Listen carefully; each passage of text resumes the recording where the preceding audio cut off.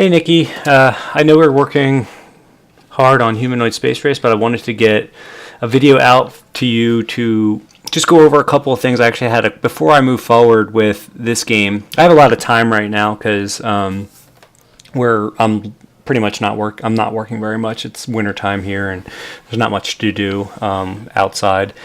So I have some time to develop Humanoid Space Race 2 and get that polished up while I'm kind of doing the new game as well. And I wanted to just give you this little sneak peek at the game engine, and kind of give you an overview of the game itself. But I really had a big question as far as before I go forward with the engine and start getting enemies in here and conflict and collisions and stuff, I wanted to really nail down the hero's placeholder. And I wanted to ask you how or what you felt comfortable with as far as these animation frames go. Basically, it's going to be like a Diablo-esque style top-down game, not fully top-down. As you can see here, he's going to be following the mouse and he's going to be switching his animations, versus having an actor in here that was 100% bird's eye view top-down that would actually turn to face the mouse. I was going to do that because I feel like it would be maybe a little bit easier, but I feel like it'll look a lot better using different animation frames and different drawings. Versus having those, you see a lot of like zombie shooter games where it's 100% bird's eye view top down, and then the player kind of, swivels on a 360 axis to face this. I like this style better. It's like slightly off, it's not 100% bird's eye view. I feel like you get like a better idea of the art, and you can see enemies and heroes' faces a lot better, and I just feel like it looks better in general.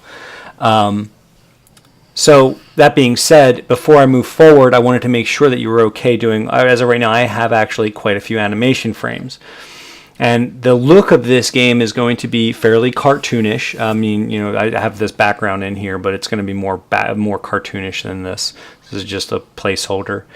But I was thinking of the hero being this little magic dude, this little mage. I don't know if you ever played Final Fantasy IX, but picture Vivi from Final Fantasy IX, but maybe not even with a pointy hat, maybe with like a hooded cloak. And I wanted him to, instead of walk, to make things a little bit easier, just because I feel like flying animations are a lot easier to do than walking animations with legs and stuff. The cloak will kind of hide his legs completely, and we'll have him kind of float a little bit, and just his idle animation would just be him kind of very slightly kind of breathing and bobbing up and down very slightly, and then his walking animation would be him kind of bobbing up and down a lot more. But I have a bunch. I have up, right, down, left, up, left, and so on for idle, walk, and cast. And he's going to be a little magic dude, and he's going to have 3 different abilities. He's going to be able to shoot a fireball. Ability spell 1, and if you press the spacebar, you'll change spells. Spell 2 will be his sword, and then you can watch his casting. Cast, and then sword.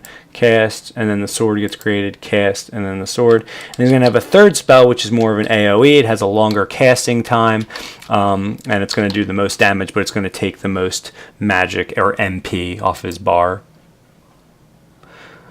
Boom. So that's him conjuring it, and while he's casting, and then there's the explosion. And it kind of follows the player around. So that's him conjuring it while casting, and then it'll explode. All of these will be able to be upgradable in the game. And then he's also going to have a dash. We'll get into that later. So this is just more movement. When you double tap up, down, left, or right, he's going to be able to dash. And then that'll take... Everything in this game is going to run off of a magic bar.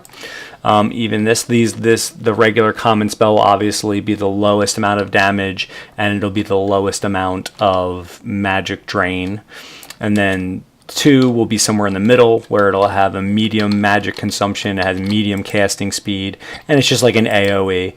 And I wanted to get clever with this sword. Picture a sword just like we did with Save to Kill. You know how it just got created and kind of went like this?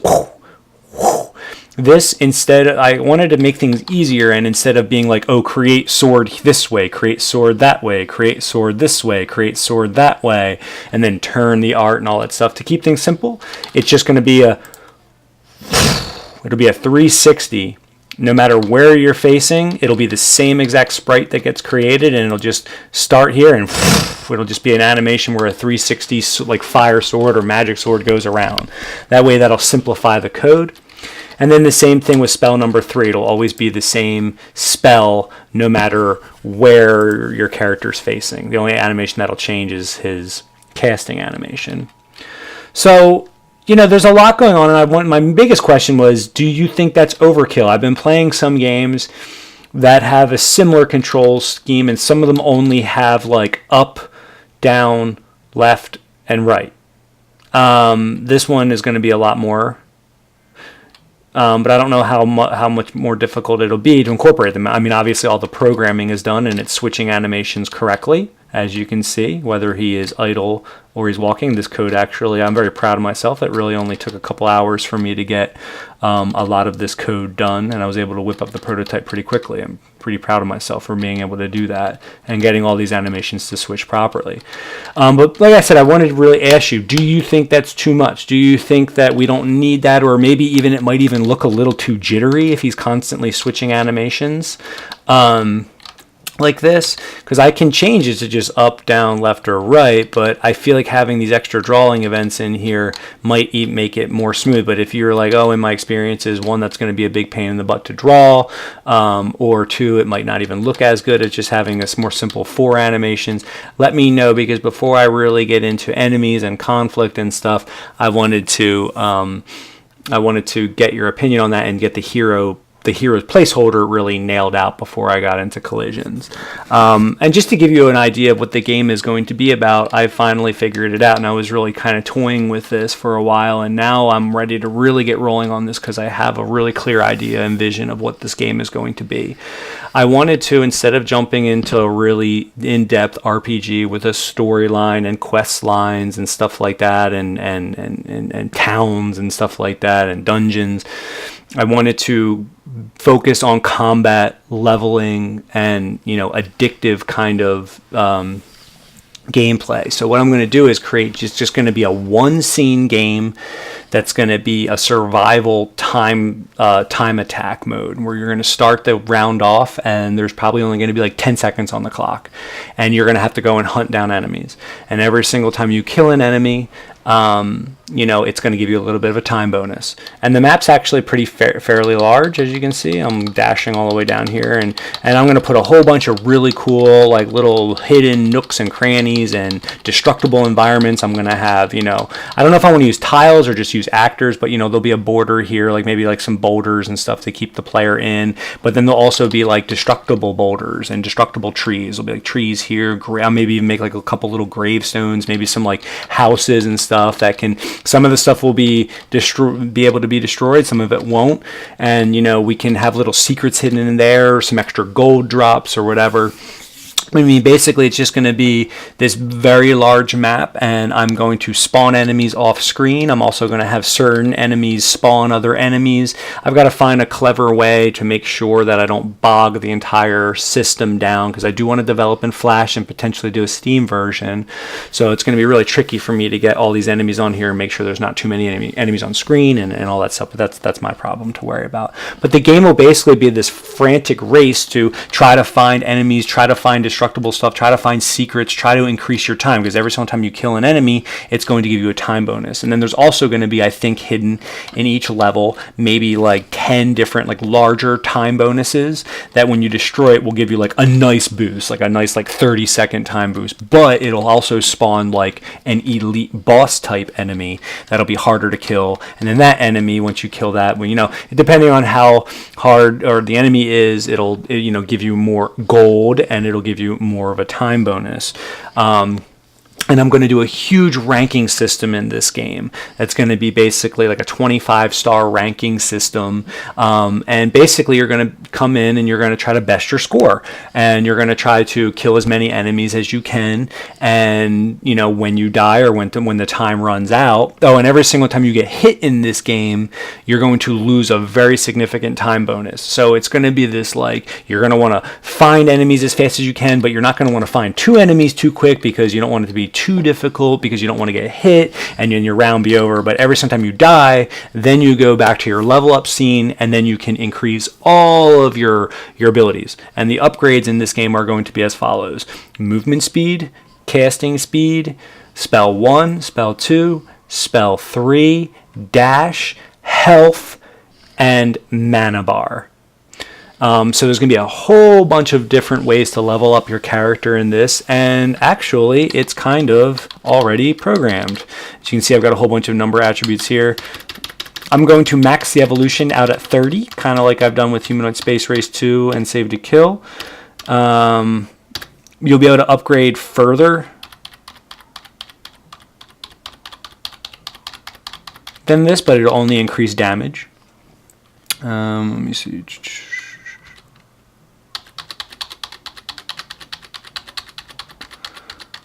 Movement speed's a little different. There we go. And then this would be like the level up scene. So this here would be like a fully upgraded character. You can see how fast the bullets are coming out. You can see his dash is all over the place. So you can see things are going to get nuts. I wanted to give really good mobility for the character. So, you know, it'll be like a Diablo. I mean, this might be overkill. I mean, I'll probably have to nerf movement speed a little bit so they can't be zipping around the map too fast, you know.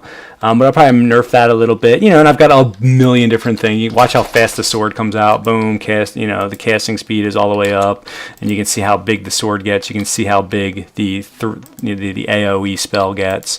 So, I mean, but there's a bunch of different, you know, tweaks that need to be made. But, you know, you'll be able to upgrade. So once you're done, you upgrade your character. Oh, and there'll be a whole perk system just like Humanoid Space Race, where every single time you kill an enemy, you know, I'm going to keep tally of spell 1 kill, spell 2 kills, spell 3 kills, dash kills, and then they're going to have perks like, you know, the perks around, you know, spell 1 will be throw an extra fireball, or, you know, gain extra time bonus kills, or, you know, increase, you know, you'll be able to just increase your overall damage and stuff. I've got to figure out all that stuff, you know, but it'll be like this really cool like game where it's be very hard. I want it to be difficult and skill based. I don't want people to be able to throw up huge scores right away. And then based on your rank, as you get more points, you'll increase your rank, just like endless mode and Save to Kill. And then enemies and then the enemy spawns will be dictated off of your rank. So more elite enemies will spawn the higher the rank, and you'll get higher time bonuses, and you'll get higher amounts of gold to be able to rank up and level up your character further. So, you know, in the beginning of the game, when players are first playing, their score will probably be like 500.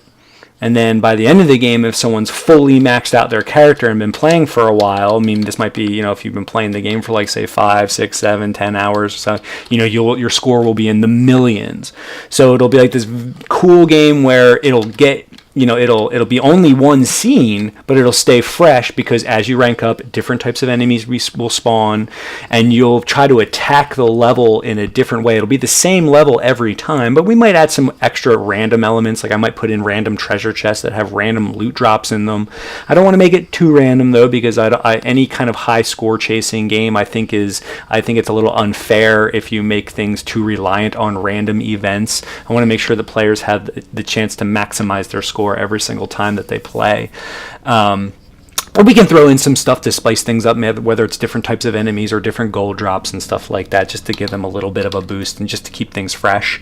But things will stay fresh because of that ranking system having different spawns. And then, of course, your abilities will get bigger and bigger and bigger. And you'll, of course, you know, every single time you kill an enemy, you'll get more gold, and then you'll get maybe more perks and stuff. So there'll always be something to grasp for. You know, I want to make it so leveling up your abilities to 30, you know, if you were to unlock every single perk in the game and have all of your abilities at 30, it would take like, you know, 10 hours worth of play.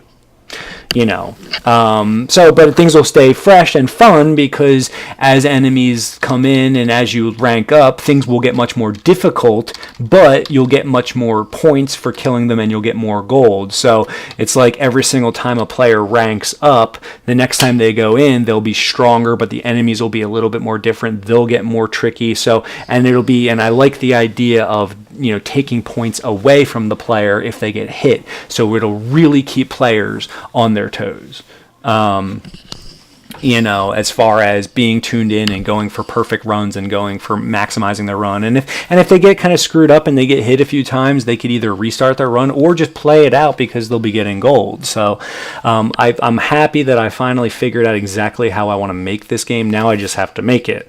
But you can see the hero, as far as his engine, is really well along the way. I mean, you know, if we had some art to spruce this up, it would look amazing right off of the bat. You know, but there's a million, you know, this game is, you know, I've got a lot of work to do. But my main question for you, and the reason why I wanted to get this video out for you, is do you think this is too many frames? Are you comfortable? Like, do you think that this is a good idea?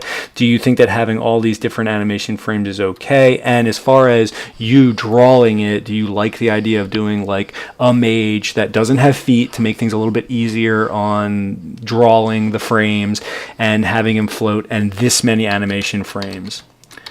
So let me know what you think, and you know, if you say, hey, let's just do 4 different up, down, left, right, we can do that, and then I have to change things around and rewrite this code a bit before I move forward.